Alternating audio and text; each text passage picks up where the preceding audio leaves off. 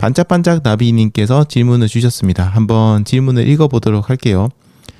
안녕하세요. 실시간은 아니었지만 방송 잘 들었습니다. 항상 저 같은 보통 사람은 달리기를 이어나가는데 큰 도움이 되는 그런 내용들입니다. 방송 감사합니다. 민티러님의 꾸준함을 배우고 싶어서 이 채널을 애정합니다. 참, 그리고 훈련 일지를 써보려고 하는데 꼭 들어가야 할 내용이 있을까요? 어떻게 썼을 때 꾸준하게 달리면서 실력 향상이 될까요? 라고 질문을 해 주셨습니다. 그래서 오늘은 이제 훈련일지 작성에 대해서 저의 개인적인 생각을 조금 얘기 드리도록 하겠습니다. 저는 이제 훈련일지를 쓰는 방법이 딱히 정해진 방법이 있다고는 생각하지 않습니다. 그냥 모든 러너는 각자의 어떤 달리기 방향, 목표, 철학 같은 것들을 가지고 있으니까요. 이런 것들이 서로 다르기 때문에 어떤 이렇게만 하면 된다라고 정해진 방법은 없다고 생각을 해요. 그래서 구체적인 내용까지 제가 막 굉장히 디테일하게 이야기를 드리기는 힘들지만 대략적인 팁 혹은 저를 기준으로 한 그런 이야기를 좀 드리도록 하겠습니다. 우선 부상에 대한 기록은 좀 잘 기록을 하시고 잘 체크를 하시고 어떤 추이들을 잘 보셔야 됩니다.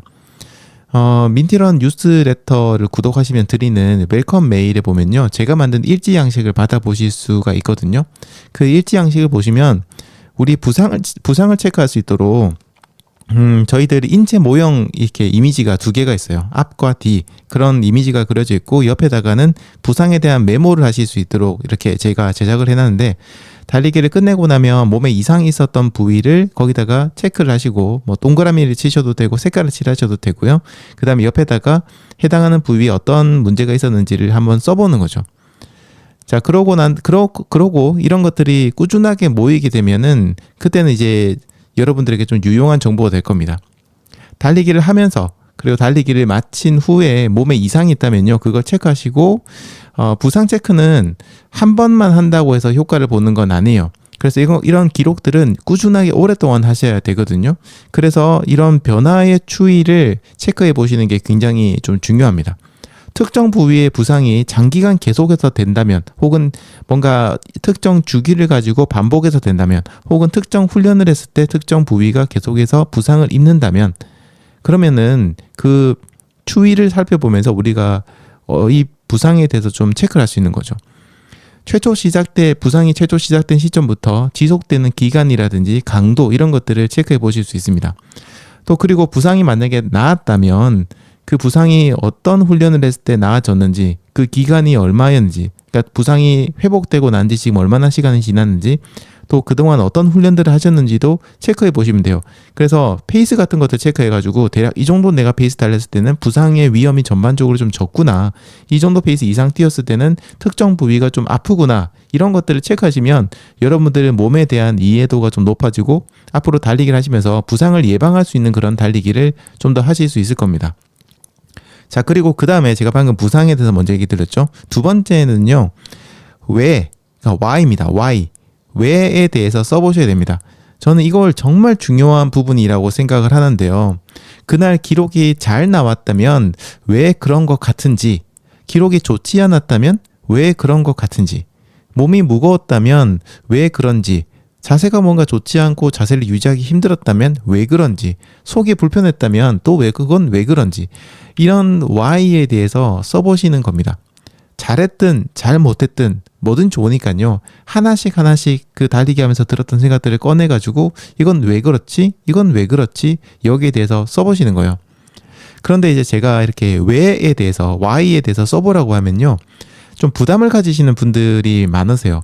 왜냐면 왜 그런지 모르기 때문이죠. 좀 말이 좀 헷갈리는데, 왜라고 하는 것들을 쓰려고 하면은 뭔가 내가 사전 지식이 풍부하고 거기에 대해서 잘 알아야지만 그 Y에 대해서 쓸 수 있다라고 생각을 하시기 때문에 이걸 좀 부담을 가지신 분이 계시거든요. 왜 그런지 모르는데 왜 쓰라고 하는 것일까? 이거 좀 단어가 좀 그렇네. 어쨌든 제가 이럼에도 불구하고 왜라고 이제 쓰라고, 이 왜라는 거를 쓰라고 하는 이유는 뭐냐면요, 질문 자체가 가진 힘이 크기 때문이에요. 그 왜에 대한 내용이 정확한 답이 아니어도 상관없습니다.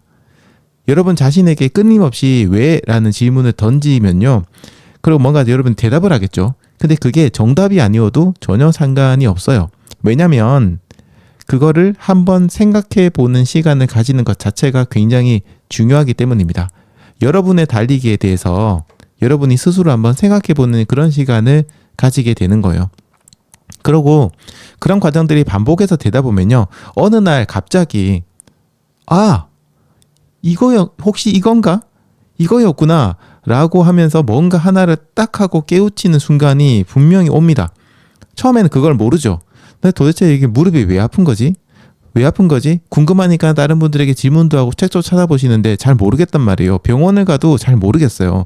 그런데 그 외에 대해서 계속 질문을 하고 다양한 환경에서 다양한 방식으로 달리기를 하고 아까 얘기했던 부상에 대해서 쓰기도 하죠. 그런 것들 쓰고 지켜보다 보면 어느 순간 갑자기 이게 이것 때문에 내가 무릎이 아픈 건가? 라는 생각이 들기 시작하고 그때부터 그걸 좀 체크하고 테스트를 하다 보면 역시 그것 때문이구나 라고 딱 깨우치는 순간이 오게 됩니다.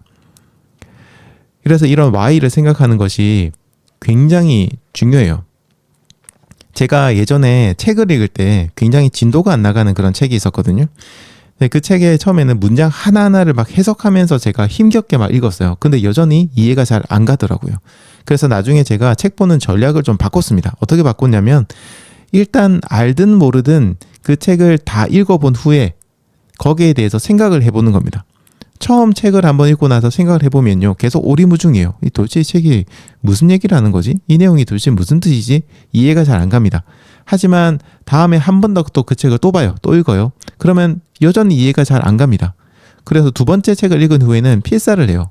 책 전체를 필사하는 건 아니고요. 그건 좀 너무 비효율적이니까 읽으면서 제가 잘 이해가 되지 않았거나 중요하다고 생각되는 부분을 제가 필사를 합니다. 이렇게 필사를 하다 보면 책을 또 3번 읽는 효과가 있거든요. 보고 읽고 또 그걸 쓰면서 계속해서 생각을 하게 되는 거죠. 이걸 내가 왜 모르지? 이게 무슨 의미지? 계속 생각을 하게 되는 겁니다. 보고 읽고 생각을 계속 하다 보면 어느 순간 갑자기 그전에는 이게 왜 그런지 모르겠고 남들한테 설명하라고 하면은 잘 못할 것 같긴 하지만 어느 순간 맞다 그렇구나라는 어떤 깨달음의 시기가 오게 되고 그걸 또 계속 고민하다 보면 정답을 찾으실 수 있게 됩니다. 저는 이게 달리기도 굉장히 비슷하다고 생각을 해요. 처음에 일지를 쓰시고 거기에다가 왜라는 질문을 하고 답을 쓰다 보면 이게 맞나? 내가 이걸 알지도 못하는데 이렇게 생각이 좀 드실 겁니다. 근데 중요한 거는 그걸 생각하는 그 과정 자체지 그 내용이 정답일 필요는 사실 없습니다. 그 다음 날도 또 그 다음 날도 계속해서 저희들이 일지에다가 왜라는 물음을 계속해서 하시다 보면요. 어느 순간 자신도 모르게 자신의 달리기에 대해서 좀 이해를 하시는 순간이 오게 됩니다. 그러면 자신의 몸과 정신, 달리기에 대해서 점점 이해가 가기 시작하고 그 후에는 자신만의 달리기가 서서히 만들어지게 되는 거죠. 제가 여러분들에게 이야기하는 민티런의 여러 가지 달리기 철학들도 사실 이런 과정들을 통해서 나왔습니다. 처음 달리기 시작했을 때 저는 일지를 쓰지 않았거든요. 근데 그러다 보니까 달리기를 많이 하고 경험은 분명히 쌓이는데도 불구하고 남는 게 전혀 없었고 발전도 없었어요. 그러니까 남들이 카페에다가 써놓은 글을 보고 막 답을 찾으려고 하고 다른 사람들에게 질문하고 책에서 답을 찾으려고 했었죠. 하지만 나중에 제가 이제 달리기 앱을 만들고 달리기 콘텐츠를 만들어 보고 싶다 그런 생각을 하고 난 이후에는요. 달리기를 마치고 난 후에 집에 돌아와서 잠을 자기 전에 일기를 씁니다. 저는 일기 쓰는 거 좋아하는데 거기 일기에다가 달리기에 대해서 썼어요. 그러니까 일지를 일기처럼 쓴 거죠.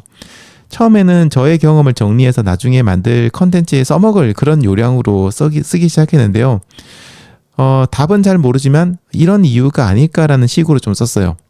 아마 그때 제가 쓴 내용들은 80% 이상, 아니죠. 90% 이상이 다 오답이었을 겁니다. 말도 안 되는 소리를 써놨을 거예요. 하지만 그렇게 깊게 생각하는 과정 자체가 정말 중요했던 것 같습니다. 그래서 이후에 달리기 앱을 만들면서 좀 더 이런 내용들을 디테일하게 공부하고 또 작성을 할 수 있었던 것 같아요. 그리고 그런 것들이 모여서 또 여러분들이 런데일 하시면서 보면 코치가 이야기하는 내용들 있잖아요. 그런 내용들이 만들어지게 된 겁니다. 그 이후에도 저는 일기를 계속 쓰고 그 과정에서 달리기에 대한 이야기를 쓰면서 좀 더 공부를 더 많이 하게 되었고요. 또 지금의 민티런이 만들어졌다고 생각하셔도 될 것 같아요. 제가 일지에 대해서 얘기 드리고 싶은 거는 사실 이게 전부입니다. 어떤 계산 공식이 있다면 계산 공식 같은 것들을 바라셨다면 조금 김이 빠졌을 수도 있을 것 같지만 제 경험상 이게 가장 좋은 일지 작성 방법이 아니었나 생각을 해요. 뭐 데이터를 기반으로 여러분의 달리기를 분석해주고 어떤 미래를 예측해주고 코칭을 해주는 그런 서비스나 앱, 웹사이트 이런 것들이 굉장히 많습니다. 엄청난 분석을 해주는 그런 것들이 많아요. 그런 것들도 굉장히 훌륭한 어떤 일지 작성의 과정 혹은 복기의 과정이라고 할 수 있긴 하지만 그게 전부가 되어서는 안 됩니다.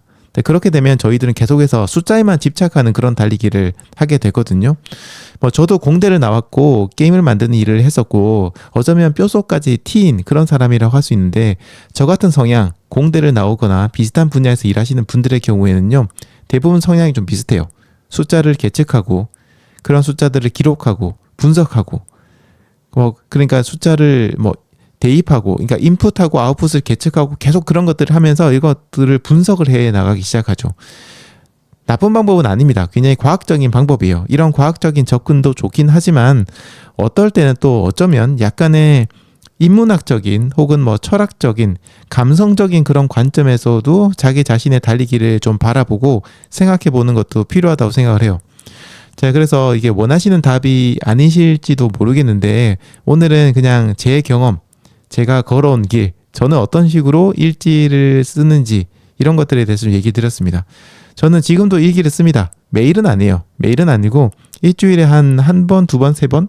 네, 이 정도쯤은 쓰는 것 같은데요.